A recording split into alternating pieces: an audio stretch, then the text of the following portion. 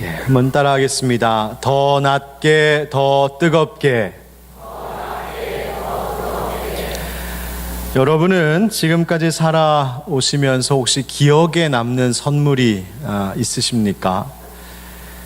선물이란 것이 모두가 귀하고 또 받으면 즐거운 것이지만 그 중에서도 특별히 오랫동안 그 감사와 감동을 잊을 수 없게 하는 그렇게 기억에 남는 선물이 있는 것 같습니다. 오래전 청년부를 제가 맡아 섬기던 교회를 떠나올 때 기억이 나는데요.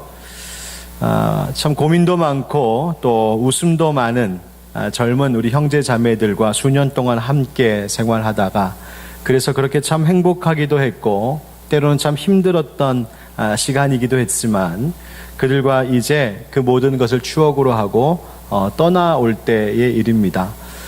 전임 사역을 맡으면서 맡았던 교회의 일이 너무 많아 몸도 마음도 많이 지칠 때였고 또 신학대학원 졸업 후에 공부 더 한다고 일반 대학원에서 가서 공부도 다시 또 시작하고 있었고 또 막 결혼을 해서 신혼 때 또 큰 아이 또 낳고 했었던 그때라 여러모로 정말 바쁘고 숨차게 달려왔던 그 지난 몇 해였습니다. 그런데 그곳에서의 사역을 마치고 그 떠나오는 날 사랑하는 그 청년 형제 자매들이 제게 선물 하나를 주었습니다. 그것은 무엇이었냐면 그동안 그들과 함께 신앙생활 해오고 예배하고 또 말씀 공부하고 봉사하고 활동했고 때로는 어디 놀러 가기도 하고 그랬던 그 모든 아름다운 추억들이 모조리 담겨 있는 사진첩을 선물해 주었습니다. 하나하나 사진을 모아서 정성껏 편집을 하고 예쁘게 꾸며서 책을 만들고 그 뒤쪽에 있는 본인들 직접 손글씨로 목사님 고맙습니다. 참 즐거웠습니다. 이런 인사의 글도 남긴 그런 작은 사진 책자를 하나 만들어서 주었습니다. 그 돈으로 따지면 얼마 되지 않는 것이겠지만 그 사진첩에 담겨 있는 그 이야기 하나하나 때문에 저는 그 책장을 대충 넘길 수가 없었습니다. 그 사진 하나, 그 종이 한 장 한 장에는 제가 그 교회와 청년들에게 줄 수 있었던 최고의 정성과 최고의 사랑과 최고의 열심들이 담겨 있고 바로 그것에 대한 증거들이었기 때문에 또 그것을 받아주고 알아주었던 청년들의 그 정성과 고마움이 담겨 있었기 때문에 저는 지금도 그 사진첩을 가끔 볼 때마다 떨리는 마음, 설레는 추억을 기억하며 그렇게 그 사진첩을 보고 있습니다.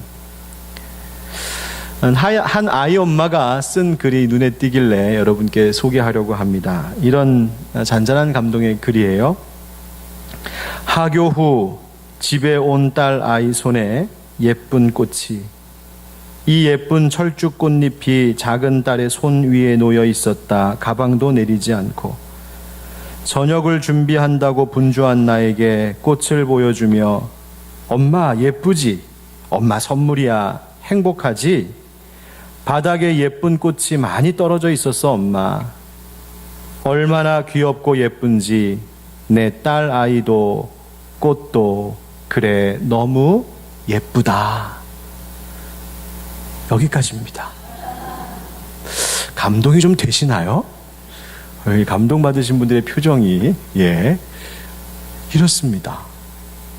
이 아이 엄마가 감동을 받은 것은 철쭉꽃을 처음 봐서도 아니요 들고 들어온 철쭉꽃이 희귀하고 값진 품종이어서도 아니고 그것은 오로지 학교에서 돌아오는 그 길에 발견한 그 예쁜 꽃잎을 본 딸아이가 그 꽃을 볼 때 자기를 엄마를 생각해 주었고 이 꽃 가지고 가면 엄마가 즐거워할 거야. 이 꽃 보여주면 엄마가 행복해 할 거야. 생각하면서 그 꽃잎 하나 상하지 않게 작은 손으로 조심조심 쥐어 들고 들어왔던 그 하굣길 그 마음, 그 정성, 그 사랑이 엄마의 마음에 닿으니 그것이 감동이 되고 기쁨이 되는 것이지요. 여러분 음악회에서 누군가 연주를 하면 그 연주를 들을 때에 사람들은 감동하지요. 최근 TV에 보니까 가수들 이제는 또 일반인들도 함께 나와 노래하는 프로그램들이 많아졌더군요. 그것을 볼 때 우리는 때로는 감동하고 어떤 이들은 눈물을 흘리기까지 합니다. 이제 얼마 후면 올림픽이 시작되는데 그때 운동 경기하는 선수들의 모습을 보면서 아마 우리는 또 감동받을 겁니다. 왜 그럴까요? 왜 우리가 그렇게 감동하고 그것을 보면서 감격해 할까? 바로 그것은 우리가 그것을 향한 사람들의 정성을 느낄 때입니다. 노래 한 곡에 온 마음을 담고 온 정성을 쏟은 그 모습에 우리는 감동하고요. 그렇게 힘든 지옥 훈련을 마치고 운동 경기에서 투혼을 발휘하는 선수들을 보면서 우리는 가슴 찡한 감동을 얻습니다. 여러분, 얼마 전 골프 선수 박세리가 은퇴한다는 기사가 뉴스에 떴더군요. IMF 시절 온 국민들이 시리에 빠져 있을 때 박세리 선수가 양말 벗고 물에 들어가 골프채를 휘둘렀던 그 열정, 그 정성에 국민들은 희망을 찾았던 기억, 우리에게는 아직도 있습니다. 사람들은 그렇게 정성을 쏟은 것, 온 마음을 다한 것, 진실하게 행한 것, 그것에 사람들은 감동받고 감사해야 합니다. 그렇다면 여러분, 하나님은 어떠실까요? 하나님도 그렇지 않겠습니까? 신명기 6장 5절 말씀, 제가 현대인의 성경으로 소개합니다. 한번 같이 읽어보죠. 시작. 여러분은 마음을 다하고 힘을 다하여 여러분의 하나님 여호와를 사랑하십시오. 아멘. 마음과 뜻과 힘을 다하여 하라는 말씀에서 그 뜻을 현대인 성경에서는 정성을 다하라 라고 이야기되어 있습니다. 여러분은 하나님을 사랑하고 하나님을 예배하는 일에 얼마나 정성을 쏟고 계십니까? 과연 우리는 하나님을 예배하는 이 자리를 통하여 나를 위해 독생자 예수를 내어주신 하나님께 얼마나의 감동을 드릴 만큼 정성껏 우리는 예배를 준비하고 또 그 예배를 드리고 있을까요? 사랑하는 성도 여러분, 오늘 말씀 통하여서 우리 안에 이 결단이 새로워질 수 있기를 간절히 소망합니다. 하나님 아버지, 주님께 우리의 정성을 쏟은 예배 드리게 하여 주시옵소서. 예배의 어느 한순간도 소홀히 지나치지 않고 나의 온 마음을, 진실함을 들여 하나님께 예배하는 이 시간 되게 해 주십시오. 그런 고백으로 새로워질 수 있는 우리가 되기를 예수님의 이름으로 축원드립니다. 그렇다면 하나님께서 그렇게 정성으로 받으실 그 예배란 어떤 것일까? 바로 오늘 그 말씀을 나누려고 합니다. 한번 따라 하시죠. 첫 번째로, 더 기쁘게. 다윗이 그의 평생에 잊을 수 없는 가장 기쁜 일을 하나 하고 있었습니다. 바로 잃어버렸던 여호와 하나님의 언약궤를 되찾아오는 일이었습니다. 하나님께서 이스라엘 백성을 택하시고 그들과 함께하고 계심의 증거였던 이 여호와의 궤는 바로 다윗을 비롯한 이스라엘 민족에게는 가장 중요한 것이었고 그들의 운명과도 같은 것이 바로 이 언약궤였습니다. 그런데 그 언약궤를 블레셋과의 전쟁에서 블레셋 사람들에게 빼앗겨버린 적이 있습니다. 그것은 민족의 수치였고 영적으로도 신앙적으로도 그들에게는 실패였습니다.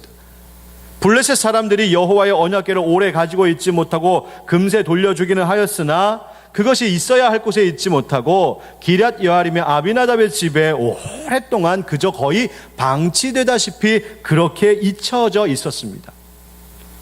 그 언약궤를 다시 다윗이 사람들과 함께 이것을 실어 오기를 원했습니다. 그런데 그것을 가지고 오다가 몇 사람이 그것을 경홀히 다루는 바람에 큰 어려움을 겪게 되고 또다시 가드 사람 오벳에돔의 집에 또 석 달 동안 머물러 있게 되지요.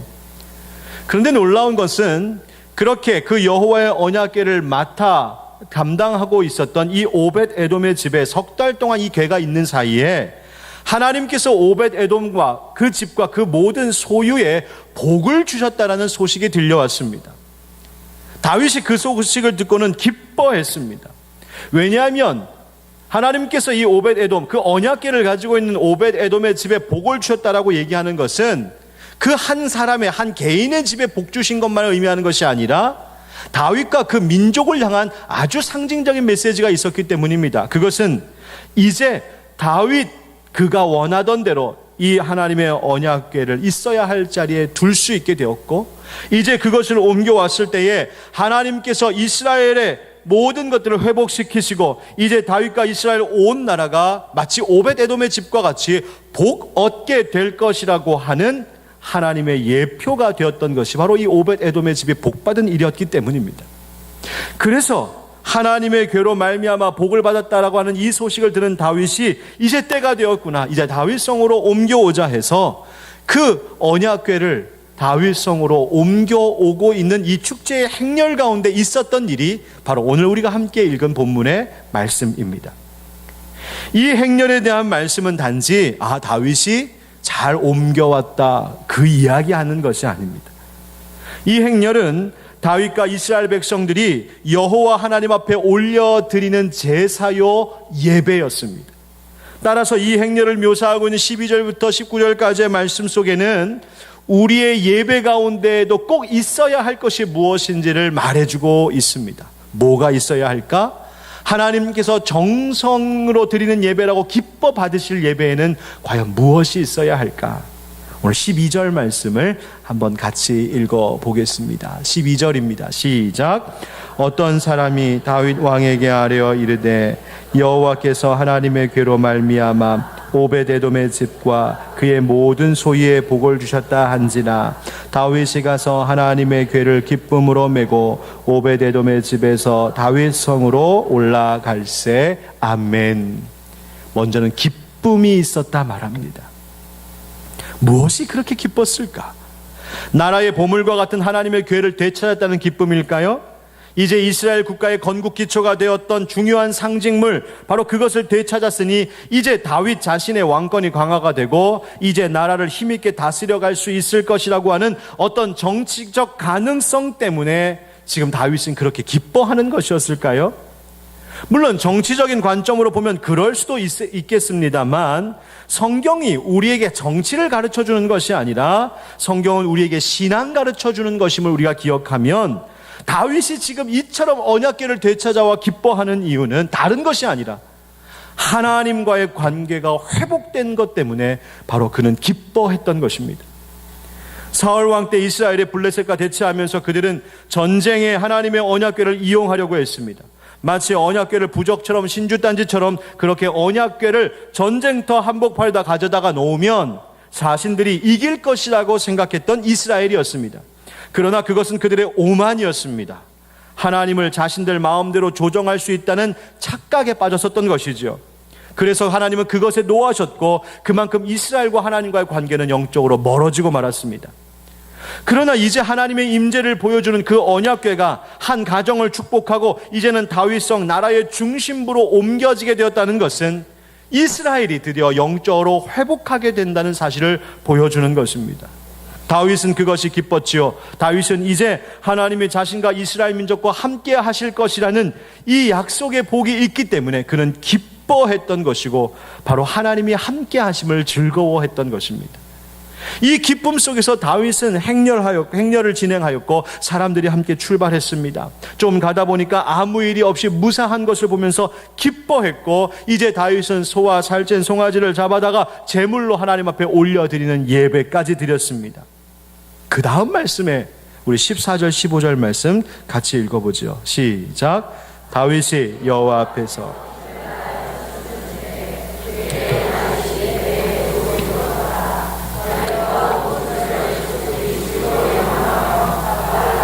여호와의 궤를 메어 오니라. 아멘. 여러분, 행렬 속의 다윗의 모습을 성경이 어떻게 묘사하고 있나요? 오늘 14절 보니까 여호와 앞에서 힘을 다하여 무엇을 하는데? 춤을 추었다 합니다. 여러분, 춤을 춘다는 것이 뭔가요? 여러분, 춤 좀 추십니까? 예, 왕년에 좀 다녀보셨습니까? 감사하게 우리 교회에도 이제 워십 댄스 팀이 시작이 되었어요. 예, 저도 청년 때 한춤 했었습니다. 혹시 여러분들 중에 저의 춤 실력이 궁금하시거든 이번 8월 11일부터 13일까지 있는 전교인 여름수련회에 참석하시기 바랍니다. 여러분, 춤이라고 하는 것은 인간의 감정을 표현하는 도구입니다. 그래서 춤은 기쁨의 표현이 되기도 하고서 슬픔의 표현이 되기도 합니다. 인생의 슬픔과 한을 담아 표현하기도 하지요.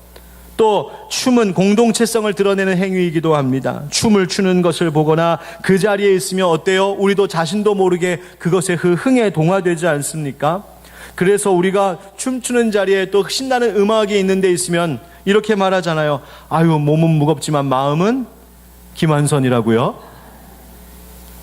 여러분, 춤은 그렇게 공동체적인 전염성이 있습니다. 춤을 추다 보면 우리는 하나요 우리가 함께 한다는 의식을 갖게 되지요. 강강수월래 같은 것이 바로 그것입니다.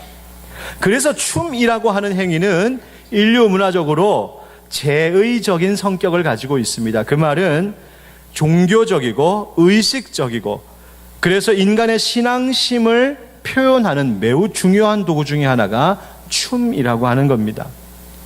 이처럼 춤은 기쁨과 슬픔이라는 감정의 표현이 되기도 하고, 열정으로 드리는 신앙의 표현이 되기도 하고, 그리고 우리 모두가 함께 하나 된다는 것을 느끼는 공동체성을 갖게 하는 것이 되기도 합니다.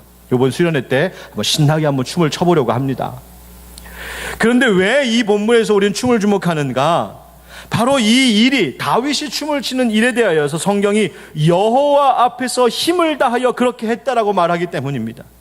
여호와 앞에서 힘을 다하여라는 말은 여호와 하나님께서 보시는 그 앞에서, 하나님이 함께 하시는 그 자리에서, 하나님의 임재 속에서 다윗은 자기가 가지고 있는 모든 힘과 모든 정성을 다하여 쏟아 표현하고 있는 것입니다. 무엇을요? 하나님, 내가 당신을 사랑합니다. 내가 하나님 당신을 기뻐합니다. 하나님이 우리와 다시 함께 하시게 됨이, 하나님의 언약궤, 하나님의 그 귀한 임재가 상징되는 그 언약궤가 우리 이 다윗성에 있음이 얼마나 기쁜지 모르겠습니다. 내가 하나님을 사랑합니다. 하나님을 찬양합니다. 다윗은 온 힘을 다하여 여호와 앞에 춤을 추며 기뻐했던 것입니다. 다윗의 그 기쁨이, 하나님 베풀어 주신 그 은혜에 대한 감격이 바로 다윗은 춤으로 표현되었고, 이것이 15절의 말씀을 보니까 그 기쁨이 이스라엘 백성들에게 전달되었습니다.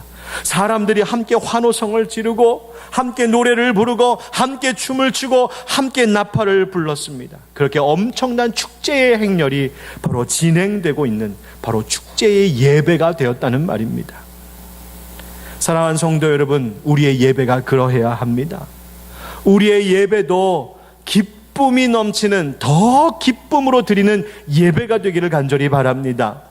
여기서 말하는 예배 속의 기쁨이란 화려하고 빠른 신나는 음악을 이야기하는 것이 아닙니다. 뛰어난 무대 예술을 말하고 있는 것도 아닙니다. 그리고 설교자를 통해서 재밌고 웃긴 이야기를 이야기하는 것도 아닙니다.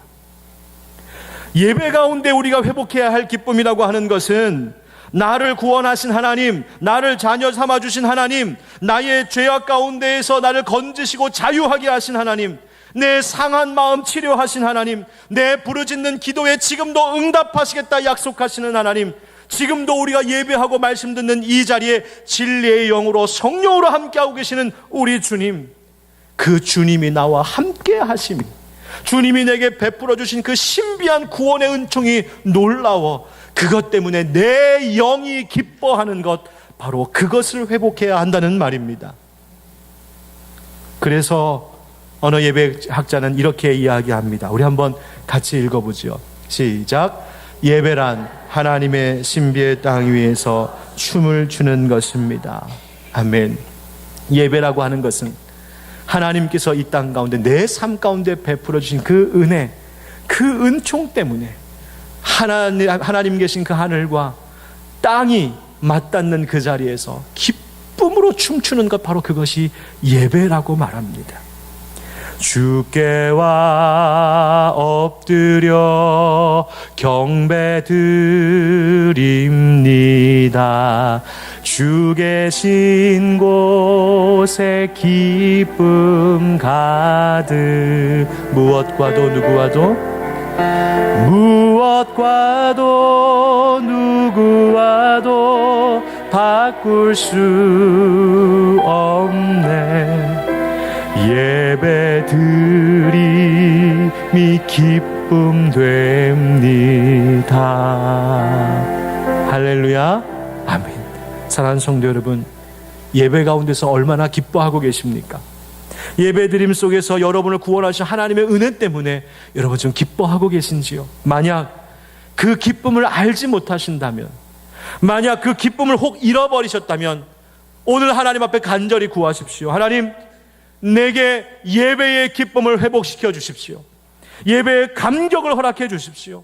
하나님께서 나를 구원하시고 나를 자녀 삼아주시고, 그리고 내가 찬양하고 말씀 듣고 기도하고 예배하는 이 자리에 하나님이 나와 함께 하고 계심으로 인하여 내가 마음껏 기뻐할 수 있는 내가 되게 하여 주시옵소서. 여러분 그 기도로 그 간구로 오늘 이 예배 가운데 함께 하시기를 예수님의 이름으로 축원드립니다. 두 번째로 잘 아시죠? 더 뜨겁게. 다윗이 옮겨온 여호와의 궤를 다윗이 그친 장막 가운데 준비된 자리에 두었습니다. 이제 다윗성 예루살렘이 하나님의 거룩한 성이 되었고 하나님이 이스라엘을 친히 다스리실 것이라는 것이 공식적으로 선포된 것입니다. 다윗이 거기서 번제와 화목제를 하나님 앞에 올려드린다고 성경에 기록하고 있지요. 다윗이 번제와 화목제를 여호와 앞에 드리니라. 번제라고 하는 것은 하나님을 향한 인간의 헌신과 그리고 인간을 향한 하나님의 속죄하심을 상징하는 것이 번제입니다. 화목제라고 하는 제사는 하나님과 인간의 그 화목한 관계가 이제 회복되었다라고 하는 것을 상징하는 제사입니다. 이제 그렇게 이스라엘 백성과 하나님이 회복되었다고 말하는 거예요. 그리고 나서 하나님과 이스라엘 백성 그들에게 주신 하나님이 주신 그 기쁨, 이 기쁨이 거기서 멈추지 않고 18절 19절 보니까 이렇게 말하고 있습니다. 다윗이 번제와 화목제 드리기를 마치고 만군의 여호와의 이름으로 백성에게 축복하고 모든 백성 곧 이스라엘 무리에게 남녀를 막론하고 떡 한 개와 고기 한 조각과 건포도 떡 한 덩이씩 나누어 주매 모든 백성이 각기 집으로 돌아가니라. 여러분 이 아름다운 모습을 한번 상상해 보십시오. 다윗이 하나님 앞에 기쁨으로 찬양하고 춤을 추며 예배드리고 그리고 그때 하나님과의 그 관계의 회복 때문에 기쁨으로 올려드렸던 번제와 화목제 그리고 그때 나누었던 많은 음식물들을 함께 백성들에게 나누어주며 그 기쁨을 함께 했다는 것입니다. 여러분 하나님과의 회복은 관념적이거나 추상적인 것에 머물러 있지 않습니다.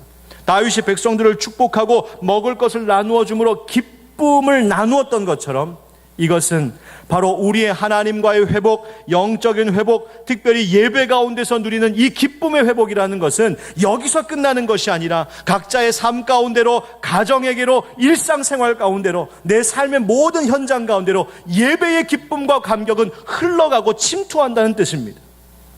이것을 사모하셔야 합니다. 내가 예배 가운데 기쁨을 회복해야 하고 하나님과의 관계를 화목함으로 다시 회복시켜야 할 이유가 바로 여기에 있습니다. 하나님이 예배에서 회복된 자들, 예배의 기쁨으로 뜨겁게 하나님 앞에 나아가는 자들, 그들의 삶 속에도, 그들의 생활 속에서도 하나님이 그 감격을 맛보게 하실 것이기 때문입니다. 다윗이 이렇게 나누어주고 자기 집이 이제 생각이 났습니다. 우리 집에 가서도 내가 축복해야겠다. 그래서 20절 말씀 보니 다윗이 자기의 가족에게 축복하러 돌아오매 사울의 딸 미갈이 나와서 다윗을 맞으며 이르되 이스라엘 왕이 오늘 어떻게 영화로우신지 방탕한 자가 염치 없이 자기의 몸을 드러내는 것처럼 오늘 그의 신복의 계집종의 눈앞에서 몸을 드러내셨도다 하니라. 다윗이 기쁨으로 춤추며 예배하는 것을 그의 아내 미갈이 창문 너머로 보고 있었습니다. 앞에 성경 본문을 보면 업신여겼다고 되어 있습니다. 그 다윗이 돌아와 축복하려고 왔는데 아내의 미갈의 이 대답을 보십시오. 공동번역과 새번역에 보면 더 리얼하게 번역했습니다. 이렇게 되어 있어요. 오늘 이스라엘의 임금님의 채통이 참 볼만하더군요. 약간 이렇게 삐딱하게 써서 말했겠죠. 건달패들이 맨살을 드러내고 춤을 추듯이 신하들의 아내가 보는 앞에서 몸을 드러내며 춤을 추셨으니 임금님 채통이 말이 아니십니다 그려. 그겁니다. 아내인 미갈이 다윗을 비꼬며 비판했습니다. 그러자 다윗이 어떻게 반응하나요? 그것이 놀랍습니다. 우리 21절 말씀 같이 읽겠습니다. 시작. 다윗이 미갈에게 이르되 이는 여호와 앞에서 한 것이니라.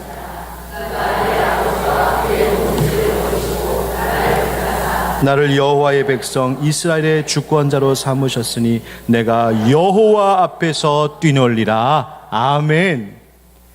여러분 이 말씀은 예배하는 우리들의 가슴에 새겨야 할 말씀입니다. 이는 여호와 앞에서 한 것이라고 말합니다. 뭐라고 말하는 거예요? 그렇소 여보, 내가 주님 앞에서 그렇게 춤을 추었어. 내가 왜 그렇게 기뻐 뛰며 춤을 춘지 아시오? 내가 받은 은혜가 크기 때문입니다. 미갈, 당신의 아버지 사울의 집안이 있는데도 불구하고 하나님은 나를 뽑으셨고 나에게 이스라엘을 다스리도록 통치자로 세워주셨습니다. 나처럼 비천한 자를 하나님께서 기억해 주셨고 택해 주셨고, 그러니 내가 어찌 춤을 추지 않을 수 있겠소? 그러면서 뭐라 말하나요? 내가 여호와 앞에서 뛰놀리라. 내가 앞으로 계속 그렇게 하겠다는 겁니다. 내가 오늘뿐만이 아니라 내가 앞으로도 계속해서 하나님의 그 신비로운 은혜, 그 은총 앞에서 나는 기뻐 뛰며 춤추듯 살아갈 것이라고 말하는 겁니다. 무슨 뜻입니까? 나 더 뜨겁게 예배하겠다는 겁니다. 더 집중해서 하나님 예배하겠다는 겁니다. 저희 신학 선생님 되시는 교수님께서 종종 들려주셨던 그분의 예배의 한 경험을 기억합니다. 그 내용이 그분이 쓰신 책에 그대로 실려 있기에 제가 그대로 읽어드리겠습니다. 일전 어느 교회 주일 예배를 참석했다. 그날은 인근 대학의 수시 논술고사 때문에 길이 많이 막혀 평소보다 약간 늦게 도착했다. 다행히 예배 시작 직전에 도착하여 늦지 않았다는 안도감은 가졌지만 그 주일엔 평소에 앉던 앞자리는 놓치고 뒤편 좌석에 앉게 되었다. 찬양과 함께 시작된 예배는 감동 가운데 이어지고 있었고 목사님의 설교가 시작되었다. 그날은 주옥과 같은 말씀이 내 마음을 가득 적시고 들어오는 것을 느끼며 마음의 영적 희열을 깊이 느끼고 있었다. 그런데 애써 외면하려고 해도 자꾸 눈길이 가고 계속 마음에 걸리는 게 있었다. 바로 옆자리에 대학생 차림의 한 청년이 예배가 시작할 때부터 스마트폰을 만지작거리더니 설교 시간에는 아예 누군가와 계속 카톡 메시지를 주고받고 있었다. 저럴 것이면 예배의 자리에는 왜 나왔을까라는 생각부터 직업병이 도지면서 예배 시간에 그러면 안 된다고 훈계라도 하고 싶은 생각, 그런 충고를 받아들일 사람이면 저러지도 않겠지라고 하는 생각, 너도 지금 예배의 마음이 흐트러지고 있잖아, 너나 잘하세요 까지 실로 여러 생각이 교차하였다. 결국 그게 내 예배에 방해가 되고 있다는 생각에 이르렀을 때 그것을 떨쳐내버리고 예배에 더 집중하려고 했던 적이 있다. 어쩜 그 학생은 강요하는 부모와 논쟁하기 싫고 가정의 평화를 위해 어쩔 수 없이 나왔는지도 모르겠다. 그렇게라도 예배의 자리에 나와 있으니 고맙다는 생각도 들었다. 그런 일탈 행위는 하지 않지만 다소곳이 앉아 있어도 지금 온갖 잡념에 사로잡혀 예배에 집중하지 못하고 생각은 지금 예배당을 넘어 다른 곳을 배회할 수도 있다. 혹시 지금 스마트폰을 덮으신 분은 안 계신지요? 여러분 어떻게 예배하고 계십니까? 다윗이 이는 여호와 앞에서 한 것이다. 내가 여호와 앞에서 계속 뛰놀리란 말했던 것은 난 하나님께 집중하겠다는 겁니다. 사람들이 뭐라고 하던, 신하들이 뭐라 나를 흉을 보던, 아내와 가족들이 뭐라고 하든지 나는 지금 오직 하나님께만 집중하겠다는 겁니다. 그렇습니다. 여러분, 예배는 그런 것이어야 합니다. 여러분, 돋보기로 빛을 모아서 종이를 태워보신 경험이 있으시지요? 아무리 뜨거운 여름철 태양이라고 해도 초점 제대로 맞추지 않으면 절대 종이는 타지 않습니다. 반대로 겨울에 뜬 흐릿한 태양 같아도 돋보기로 초점만 잘 맞추면 종이를 태울 수 있습니다. 무슨 뜻입니까? 초점, 영적인 집중력이 중요하다는 것입니다. 여러분, 하나님께 집중하십시오. 말씀에 집중하십시오. 찬양하고 기도하고 예배드리는 것에 집중하십시오. 아무리 세상에 온갖 일들이 있고 근심과 염려, 나를 바쁘게 하고 분주하게 하는 것, 때로는 내 마음을 사로잡고 있는 당신이 좋아하는 그 무엇이 혹 당신의 생각에 눈앞에 왔다 갔다 한다 할지라도 예배드리는 순간만큼은 그 모든 것 다 내려놓으시고 여러분을 위하여서 생명 주신 주님, 그분께만 집중하며 예배하는 뜨거운 예배자들 되길 주의 이름으로 축원드립니다. 세 번째로 따라하시죠. 더 낮게. 한평생을 비석만 다듬으면서 살아가는 석공이 하나 있었습니다. 온 힘을 다해 비석을 다듬고 정성스럽게 이 명문도 그 비석에 각인했습니다. 열심히 다듬고 만들고 있는 그 모습을 지켜보던 한 정치인이 옆에서 그 석공에게 물었습니다. 아유, 대단하십니다. 나도 다른 사람의 단단한 마음을 유연하고 그렇게 유연하게 다듬을 수 있는 기술이 좀 있었으면 좋겠습니다. 그리고 사람들의 마음과 역사 앞에 내 미래와 내 이름을 새길 수 있는 그런 힘이 좀 있었으면 좋겠습니다. 그렇게 정치인이 석공에게 물었습니다. 그러자 석공이 이렇게 대답했습니다. 선생님도 저처럼 무릎 꿇고 일하면 가능합니다. 무슨 뜻입니까? 더 낮아지셔야 한다는 겁니다. 여러분, 우리 정치인들이 그렇게 되기를 우리 함께 기도합시다. 여러분, 낮아져야 한다 말합니다. 나를 낮출 때 일이 일어난다고 말합니다. 예배도 그런 거예요. 예배도 하나님 앞에서 철저히 나를 낮추는 일입니다. 다윗이 이어지는 말씀의 이 고백을 보세요. 22절 함께 읽겠습니다. 시작. 내가 이보다 더 낮아져서 스스로 천하게 보일지라도 네가 말한 바 계집종에게는 내가 높임을 받으리라 한지라. 아멘. 내가 더 낮아져 보일지라도, 내가 사람들 보기에 더 천하게 보일지라도 나는 상관없다는 겁니다. 왜냐하면 하나님이 나 높여주실 것을 알기 때문이라는 겁니다. 하나님은 사람을 어떻게 대하시는지 다윗은 그 영적인 원리를 꿰고 있었어요. 사무엘하 2장 30절 하반절에 있는 말씀 우리 함께 읽어보십시다. 시작. 이제 나 여호와가 말하노니 결단코 그렇게 하지 아니하리라. 나를 존중히 여기는 자를 내가 존중히 여기고 나를 멸시하는 자 내가 경멸하리라. 아멘. 이 말씀이 무슨 말입니까? 하나님 말씀하시는 거예요. 내 앞에 나에게 집중하고 나에게 뜨거운 자들 내가 그를 집중하고 그에게 뜨겁게 대하겠다 말씀하시는 겁니다. 이 원리를 사도들도 알았습니다. 그래서 야고보서 4장 10절에 야고보 사도가 이렇게 말해요. 주 앞에서 낮추라. 그리하면 주께서 너희를 높이시리라. 아멘. 주님 앞에 나와, 예배할 때 주 앞에 나와 나를 주님 앞에 바짝 낮추고 엎드리면 내 삶 속에 하나님이 내 손 붙잡고 높여주신다는 겁니다. 베드로 사도도 그거 알았습니다. 베드로전서 5장 6절에 이렇게 우리에게 말합니다. 그러므로 하나님의 능하신 손 아래에서 겸손하라. 때가 되면 너희를 높이시리라. 아멘. 하나님이 우리 가운데서 받으시는 정성 들인 기쁨의 예배란 바로 하나님 앞에 겸손으로 나가는 것입니다. 바로 이것이 하나님의 백성이 사는 원리입니다. 하나님 앞에 나를 낮추십시오. 옛 이스라엘 백성들이 광야에서 소제로 하나님 앞에 예배드린 적이 있습니다. 소제로 예배드린다라고 하는 것은 곡식을 빻아서 부드럽게 가루로 만든 하나님 앞에 올려드리는 거예요. 지금이야 어디 가서 윙 하고 갈아버리면 끝날 일이지만 광야 한복판에서 곡식을 곱게 빻는 일이 어디 쉬운 일이었겠습니까? 그런데 하나님은 부드럽게 하라 했습니다. 아마도 제사장들, 아마 맡은 이들은 곡식을 돌로 빻으면서 만져보고 부드러운 건 이쪽, 거친 건 이쪽 옮겨놓고 거칠면 또 부수고 거칠면 또 부수고 거칠면 또 부숴서 고운 가루바 하나님 앞에 올려드렸을 것입니다. 그게 예배라는 거예요. 여러분, 하나님 앞에 지금도 거치는 것 있거든 그거 부수셔야 합니다. 하나님 앞에 예배할 때에 나에게 알갱이와 같이 하나님과 내 사이를 가로막는 것 있거든 그거 지금 깨트리셔야 합니다. 하나님 앞에 겸손히 낮아질 때에 하나님 우리의 예배 가운데 함께 하시고 우리의 삶 가운데 역사하실 줄 믿습니다. 한번 따라합시다. 더 기쁘게 예배합시다. 더 뜨겁게 예배합시다. 그리고 더 낮아집시다. 그렇게 예배하는 자로 살아가실 때 이 하나님 베풀어 주신 은혜의 땅, 이 신비의 자리에서 기뻐 뛰는 다윗과 같이 하나님 주시는 기쁨이 여러분의 삶에 충만하게 될 줄 믿습니다. 우리 함께 찬양하지요. 오늘 우리 예배에 대한 말씀 나눴습니다. 완전하신 나의 주, 우리 말씀 전에 불렀던 그 찬양 다시 한번 부를 텐데요, 오늘 말씀드렸던 것처럼 우리 뜨겁게 찬양합시다. 집중해서 찬양합시다. 기쁨으로 찬양합시다. 다진 마음으로 찬양합시다. 목사님 예배 끝날 시간 다 됐는데 왜 이러세요?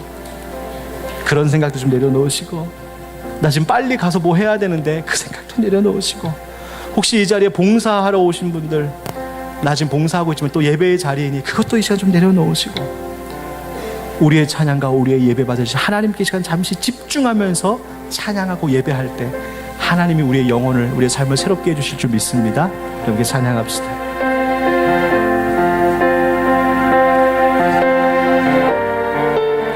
완전하신 나의 주,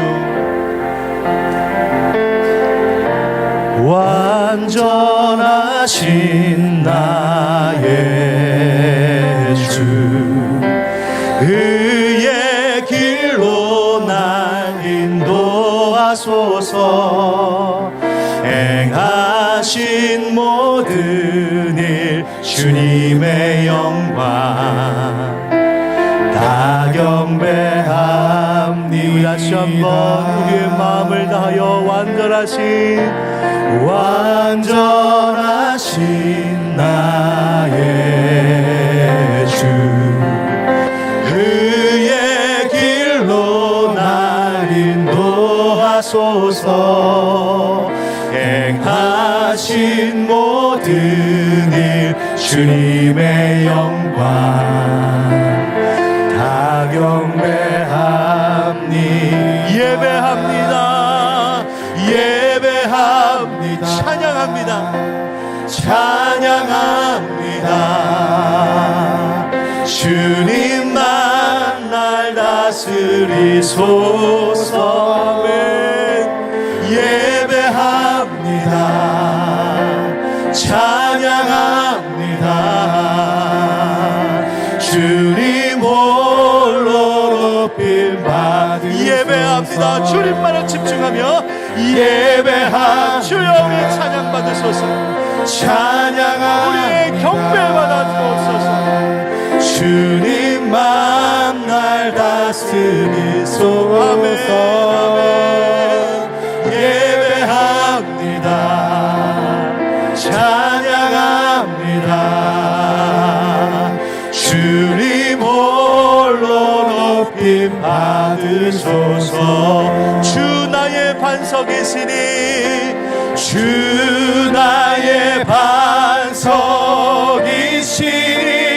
그 위에 내가 서리라. 그 위에 내가 우리 한 번 더 고백합시다.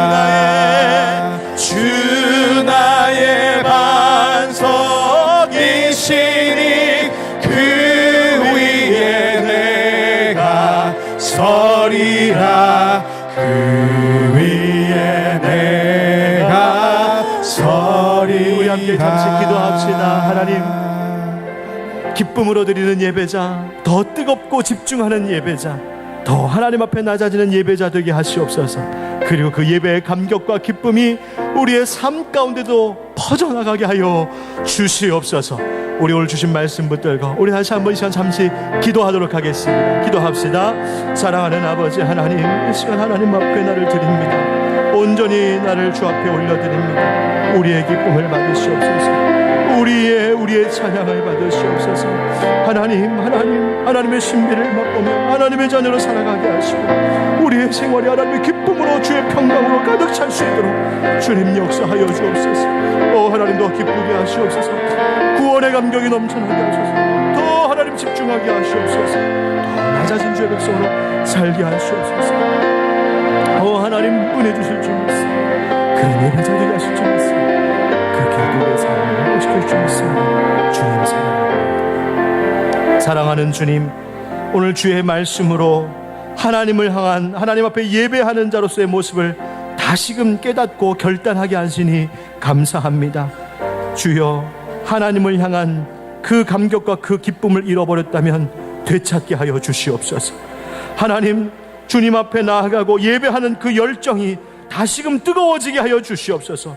하나님 앞에 교만했던 것들 내려놓고 겸손함으로 주님 앞에 설 때에 하나님 우리 가운데 은혜 주시고 주께서 우리를 높여 주실 줄 믿습니다. 그런 예배자가 되게 하시고 그런 한 주 그런 일평생이 되게 하여 주시옵소서. 예수님의 이름으로 축복하고 기도드리옵나이다. 아멘.